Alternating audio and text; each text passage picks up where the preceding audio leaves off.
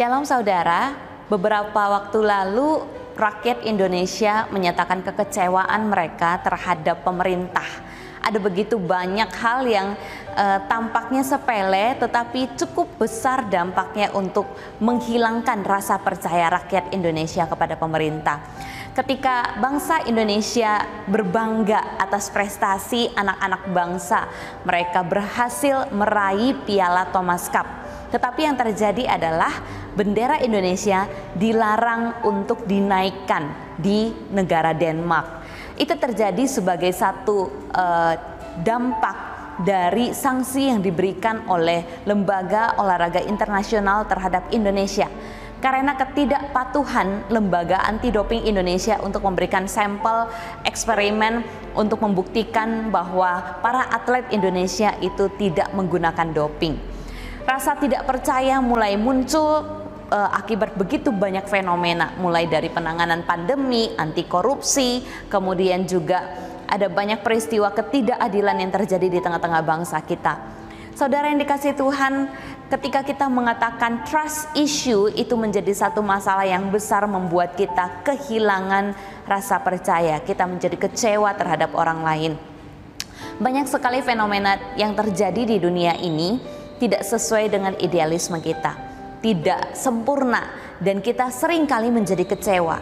Kenapa kita bisa menjadi kecewa? Karena kita menaruh harapan yang besar, entah kepada orang, entah kepada lembaga, entah kepada bangsa gitu. Harapan yang besar yang kita letakkan kepada sesuatu yang ada di dunia ini, dengan satu ekspektasi bahwa mereka akan memberikan satu rasa percaya, ketenangan, kelegaan, rasa aman bagi setiap kita. Tapi faktanya tidak ada satu hal pun di dunia ini yang mampu memberikan kita rasa percaya seutuhnya. Dan trust issue itu akan terus menjadi persoalan, pergumulan dari setiap kita. Ketika kita dikecewakan, ketika kita disakiti, kemudian kita menghilangkan rasa percaya itu di dalam hati kita. Saudaraku yang dikasihi Tuhan, hanya ada satu pribadi yang layak untuk dipercaya. Hanya ada satu solusi yang bisa menolong kita mengatasi trust issue kita, yaitu pribadi yang trustworthy, pribadi yang layak dipercaya. Dia adalah Tuhan itu sendiri. Ketika kita melihat dunia ini mengecewakan kita, kondisi kehidupan kita membuat kita tidak bisa percaya kepada orang terdekat sekalipun, Tuhan itu layak dipercaya.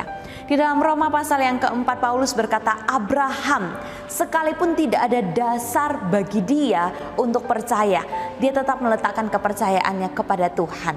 Kepercayaan itu diletakkan atas janji Tuhan yang tidak pernah dia ingkari. Allah menepati janjinya pada waktu yang tepat. Sekalipun kita melihat hari ini belum ada tampak titik terang, ingatlah satu kebenaran di dalam Roma pasal 8 ayat 32. Allah yang tidak menyayangkan anaknya, dia memberikan anaknya bagi kita.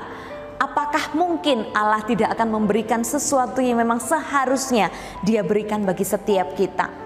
Karena itu ketika kita mulai kecewa, ketika kita mulai kehilangan rasa percaya, lihatlah jejak tangan Allah, lihatlah sejarah penebusan yang Allah kerjakan, bahwa dia adalah Allah yang layak untuk dipercaya, Allah yang tidak pernah ingkar janji.